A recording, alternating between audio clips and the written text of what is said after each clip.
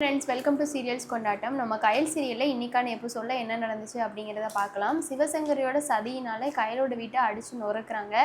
அதை பற்றி தான் எக்ஸாக்ட் எபிசோடு தான் இந்த வீடியோவில் பார்க்க போகிறோம். ஸோ வீடியோவை ஸ்கிப் பண்ணாமல் ஃபுல்லாக வாட்ச் பண்ணுங்கள். இந்த வீடியோக்கு ஒரு லைக் கொடுத்துட்டு இன்னும் நம்மளை சப்ஸ்கிரைப் பண்ணாமல் இருந்தீங்கன்னா சப்ஸ்கிரைப் பண்ணிக்கோங்க. வாங்க வீடியோக்குள்ளே போயிடலாம்.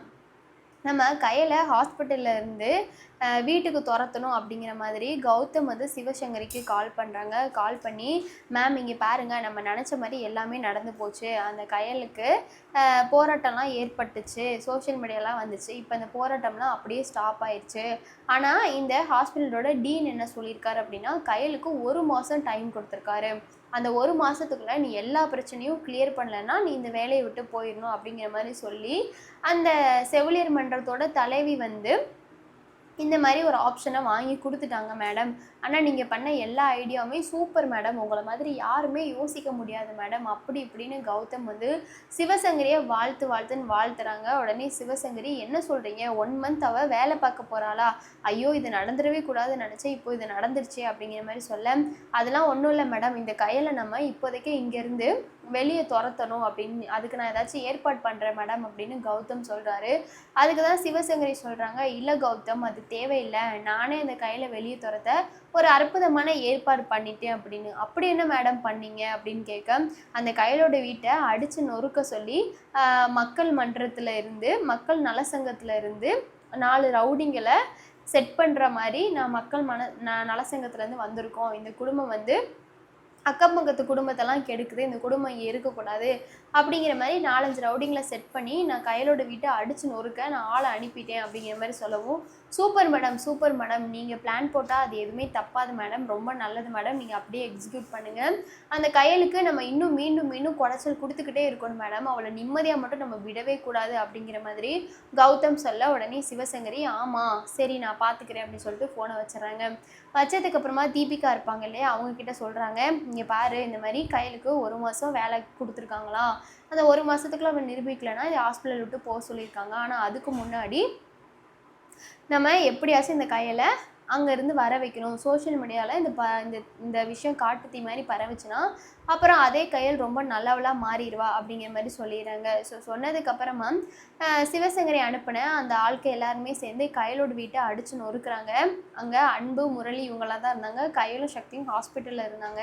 அடித்து நொறுக்கவும் அவங்க எல்லாருமே கேட்குறாங்க, நீங்கள் யாருடா, நீங்கள் எதுக்காக நீங்கள் இந்த வீட்டை வந்து அடித்து நொறுக்குறீங்க அப்படின்னு சொல்லிட்டு பதட்டத்தோடு கேட்கும் போது, அந்த ரவுடியிலேருந்து மெயின் ரவுடி ஒருத்தவங்க இருந்தாங்களே, அவங்க சொல்கிறாங்க, நாங்கள் மக்கள் நலசங்கத்துலேருந்து வந்திருக்கோம். உங்களை மாதிரி ஒரு கேவலமான ஃபேமிலி இந்த தெருவில் இருக்கிறத எங்களால் ஏற்றுக்கவே முடியாது. நீங்கள் எல்லாருமே வீட்டை விட்டு காலி பண்ணிட்டு போங்க.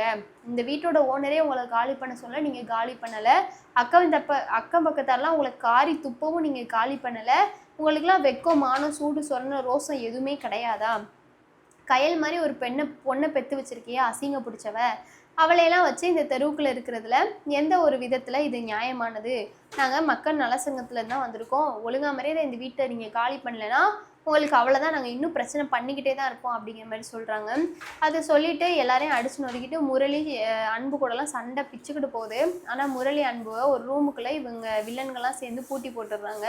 முரளி அன்புனால ரூமை விட்டு வெளியே வர முடியல. உடனே தான் ஆனந்தி வந்து கயலுக்கு கால் பண்ணி, அக்கா யாருன்னே தெரியலக்கா, 4-5 தடி பசங்க வீட்டுக்கு வந்து பிரச்சனை பண்ணி வீட்டில் இருக்க பொருட்களை எல்லாம் அடிச்சு நொறுக்குறாங்கக்கா, எனக்கு என்ன பண்ணுறது தெரியல, தயவு செஞ்சு நீங்கள் சீக்கிரமாக வாங்கக்கா அப்படின்னு சொல்லிடுறாங்க. உடனே கயல் வந்து இரு வந்துடுறேன் ஆனந்தி அப்படின்னு சொல்லிட்டு கயல் சக்தி கிட்ட விஷயத்த சொல்லி சக்தியும் கயலும் 2 பேரும் வந்துட்டு இருக்காங்க. ஸோ வந்துட்டு இருந்தால் 2 பேரும் ரீச் ஆகிடுறாங்க. டே யாரா நீங்கள், முதல்ல வெளியே போங்க அப்படின்னு கயல் சொல்கிறாங்க.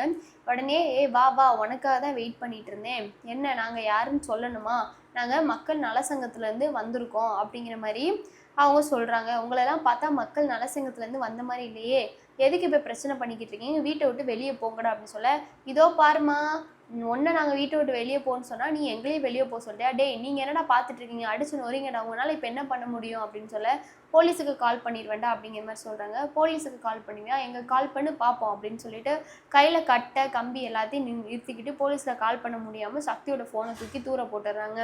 இதுக்கு முன்னாடி கயல் வரக்கு முன்னாடி ஆனந்தி வந்து இது வீடியோ எடுக்கணும் அப்படின்னு சொல்லிட்டு வீடியோ எடுத்துகிட்டு இருப்பாங்க. உடனே அந்த வில்லனில் ஒருத்தவங்க பார்த்துட்டு, டே இங்கே பாடுறா, நம்மளே அவள் வீடியோ எடுக்கிறாளா, அவள் ஃபோனை அடித்து நொறுக்குங்கடா அப்படிங்கிற மாதிரி சொல்லிடுறாரு. பண்ணிடுறாரு. அதோட அங்கே இருக்கிற வில்லன்ஸ்லாம் சேர்ந்து ஆனந்தியோட ஃபோனை அடிச்சு நொறுக்கிடுறாங்க. அப்புறம் தனு அதுக்கப்புறம் ஷாலினி எல்லாரும் சேர்ந்து போலீஸ்க்கு கால் பண்ணலாம் அப்படின்னு சொல்லி போகும்போது அவங்களோட ஃபோனையும் அடிச்சு நொறுக்கிட்டு போலீஸுக்கு கால் பண்ண முடியாமல் இந்த ரவுடிஸ் எல்லாருமே வந்து தடுத்து நிறுத்திடுறாங்க. உடனே கயல் வந்து தயவு செஞ்சு இங்கேருந்து போயிருங்க. சக்தி சொல்கிறாங்க, எதுக்கு இப்போ நீங்கள் பிரச்சனை பண்ணிக்கிட்டு இருக்கீங்க? ஒரு ஒரு மேனஸ்னால் உங்களுக்கு என்னென்னு தெரியுமா? ஒரு பொம்பளைங்க இருக்கிற வீட்டில் வந்து இப்படி பிரச்சனை பண்ணிகிட்டு இருக்கீங்க, அதுவும் 2 ஆம்பளைங்களை அடைச்சி போட்டு. ஆக்சுவலாக அடைச்சி போட்டிருந்த முரளியும் அன்பும் என்ன கத்துவாங்க அப்படின்னா, நீங்கள் ஒத்த ஆம்பளையாக இருந்தால் கதவை திறந்து விடுங்கண்ணா, பொம்பளைங்க கிட்ட போய் பிரச்சனை பண்ணிகிட்டு இருக்கீங்க, நீங்களாம் ஒரு ஆம்பளை அப்படின்னு பேசினோடனே, டேய் நீ என்ன வேணால் பேசிக்கோ, உங்களெல்லாம் வந்து திறந்து விட முடியாது அப்படிங்கிற மாதிரி ஏதாச்சும் கத்திக்கிட்டு இருந்தீங்க, கட்டையாலேயே மண்டையில் போட்டுருவேன் அப்படிங்கிற மாதிரி சொல்லி மிரட்டி விட்டுறாங்க. அதுக்கப்புறம் சக்தியும் கையிலும் எவ்வளவோ சொல்லி அதுக்கப்புறம் கையில் போலீஸில் கால் பண்ண போகும்போது அதில் இருக்க வில்ல ஒருத்தவங்க கையில் வந்து தள்ளி விட்டுடுறாங்க. தள்ளி விட்டதுக்கப்புறமா கையிலுக்கு கீழே அடிபட்டு ரத்தமாக இந்த இடத்துல வந்து கரெக்டாக ரத்தமாக ஓடுது. இதை உடனே பார்த்தோன்னே உங்களுக்குலாம் கொஞ்சம் கூட மனசாட்சியே இல்லைடா, கொடுறீங்க மாதிரி நடந்துக்கிறீங்க அப்படின்னு சொல்ல, ஆமாம் நீங்கள் இப்படி ஒரு கேடுகெட்ட குடும்பம் இருந்து அக்கம் பக்கத்தார நீங்கள் கெட்ட வழியில் நடத்தும் போது நாங்கள் கொடுற மாதிரி நடந்துக்கிறதுல எங்களுக்கு எந்த ஒரு ஆட்சேபனையும் கிடையாது. நீங்கள் குடும்பத்தோடு வீட்டை விட்டு வெளியே கிளம்பலன்னா இதுக்கு மேலேயும் நாங்கள் இன்னும் பிரச்சனை கொடுத்துக்கிட்டே தான் இருப்போம் அப்படிங்கிற மாதிரி சொல்லிவிட்டு அந்த ரவுடிஸ் அங்கேருந்து போயிடுறாங்க. இப்போ கையில் அடிபட்டதுக்கப்புறமா அதான் நமக்கு எப்பயுமே தெரியுமே சீரியலில் ஓவர் சீன் க்ரியேட் பண்ணுவாங்கன்னு. ஸோ அந்த மாதிரி ஒரு சீனு பெரிய ஒரு சீனை தான் க்ரியேட் பண்ணுறாங்க. உடனே அன்புலேருந்து காமாட்சிலேருந்து எல்லாரும் கையல் நம்ம ஹாஸ்பிட்டலுக்கு போகலாம், உனக்கு அடிபட்டிருக்கு அப்படின்னு சொன்னோடனே உடனே கயல் ஐயோ இல்லைம்மா அதெல்லாம் ஒன்றும் இல்லை, எனக்கு லைட்டாக தான் அடிபட்டிருக்கு, இந்த அடி சரியாயிரும் அப்படிங்கிற மாதிரி சொல்கிறாங்க. அப்போ தான் உடனே ஷாலினி சொல்கிறாங்க, அன்பு ஏதாச்சும் பண்ணணும்டா, இவங்களுக்கு எவ்வளோ தைரியம் இருந்துச்சுன்னா வீட்டுக்கே வந்து இப்படியெல்லாம் இவங்க பண்ணியிருப்பாங்க, போலீஸ்க்கு கால் பண்ணி இவங்க மேலே எஃப்ஐஆர்ஸ் ஃபைல் பண்ணணும், ஏதாச்சும் பண்ணணும் அப்படின்னு சொல்கிறாங்க. அப்போ தான் அன்பு சொல்கிறாங்க, நான் மட்டும் போலீஸில் இருந்திருந்தேன்னா இப்போ இவங்களை இம்மிடியேட்டாக என்கவுண்டர் கூட பண்ணியிருப்பேன், ஆனால் இப்போ என்னோட சஸ்பென்சர் ஆர்டர் வந்தனால நான் இப்போ போலீஸ் வேலையில் இல்லாதனால என்னால் எதுவுமே பண்ண முடியல அப்படின்னு சொல்ல தான் அப்போ தான் சக்தி சொல்கிறாங்க, அன்பு இங்கே பாரு, போலீஸ் வேலையில் இருந்தால் மட்டும் நம்ம இருக்கணும் இப்படின்னு இருக்கணும்னு தேவையில்லை, போலீஸ் வேலை இல்லைனாலும் உன்னோட ஹையர் அஃபிஷியல் மூலமாக நீ இந்த விஷயத்த மூவ் பண்ணலாம் அப்படிங்கிற மாதிரி சொல்ல, சரி இருங்க நான் இப்போவே வந்து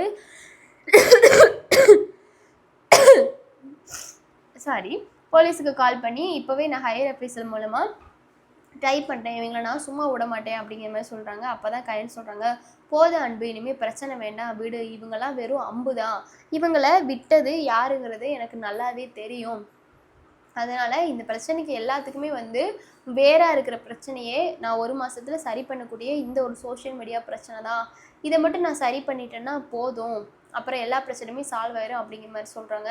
ஸோ இதுக்கப்புறம் என்ன நடக்குது அப்படிங்கிறத நெக்ஸ்ட் வீடியோவில் பார்க்கலாம். இந்த வீடியோ பிடிச்சிங்கன்னா லைக் பண்ணுங்கள். டடா.